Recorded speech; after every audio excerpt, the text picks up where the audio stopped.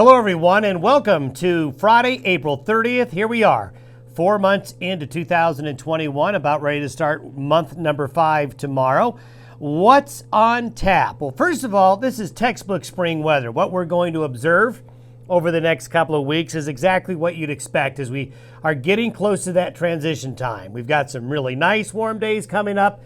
We've got some colder, unsettled days coming up. There's going to be some ups and downs, exactly where we should be leaving April and into early May.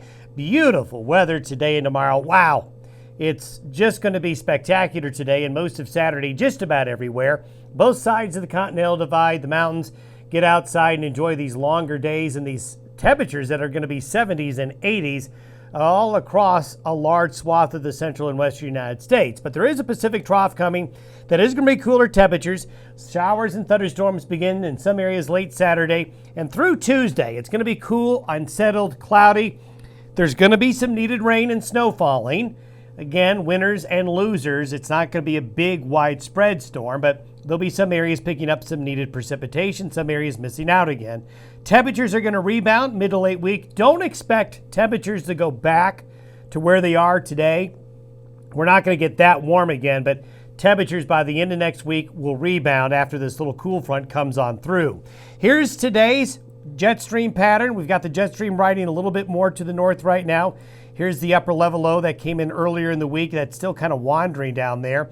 Here's this wedge of warm air getting pushed into the area. This trough doesn't look like much, but the next front and trough coming in from the Pacific Northwest is drawing this really warm air right out of the deserts and into the region. And this is why temperatures relative to normal warm up so much. Look at that. Look at this swath of warmth. This replaces the swath of cold that we had for most of the middle parts of April. So a big warm up coming to the Intermountain West and all the way to the West Coast. As we get into Saturday night, though, we have a ridge building along the West Coast and this trough coming in. And while it's not a terribly strong system, it'll bring moist, unstable air into the northern and central Rockies and a bit of a cold front as well. So we're going to cool off. That upslope flow behind the front will begin to develop, and we're going to see some shower and thunderstorm activity. But before the front gets here, these are the forecasted high temperatures across the region today. You can see lots of 70s and 80s, even getting deep into the 60s up into the mountain areas. And then as we get into Saturday, look at this warmth centered across the plain states. Wow, really warm summer-like temperatures there.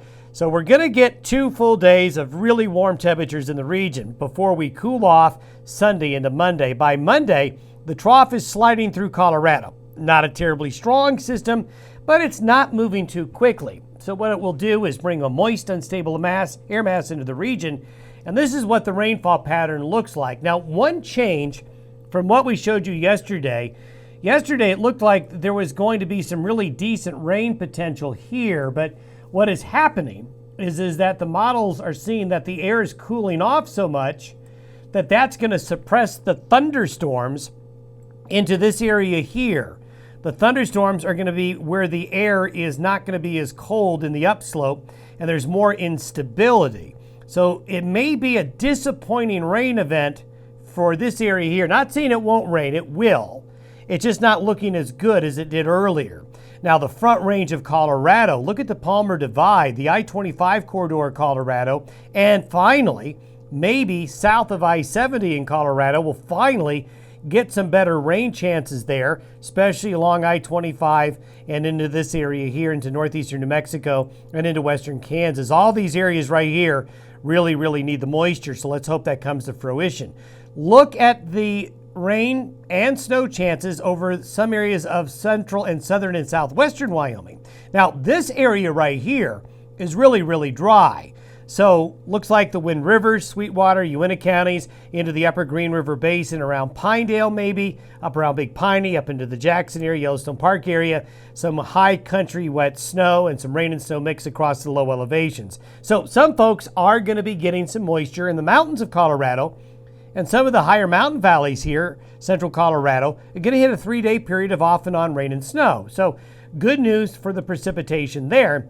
If you look, yeah, even though we're talking 70s and 80s today and tomorrow, folks, Sunday, Monday, and Tuesday, typical spring weather, There's going to be some higher elevation snow, maybe even some higher elevation snow along Interstate 80 as we get into late Sunday, Monday, and Tuesday. So travelers keep that in mind. Interstate 70 in Colorado as well. As we get beyond that front, this is for Thursday and Friday of next week. We have a broad ridge of high pressure move in. Temperatures are going to rebound once again. Here's the next storm system. Now, the question for next storm and next weekend will be, will that next storm drop southeast into the Central Rockies next weekend or go more along the U.S.-Canadian border?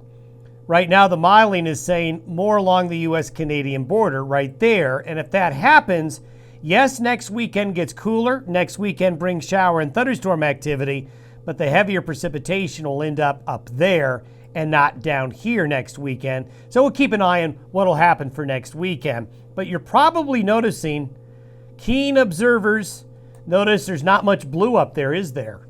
The air up in Canada, up into the higher latitudes, mid to late next week is not as cold. So we're losing some of that colder air up there.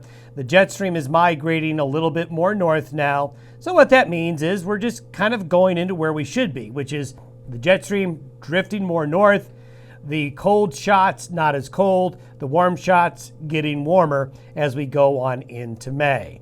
Thanks for listening and watching the Day Weather Podcast. We'll talk to you next Monday, which I guess is next month.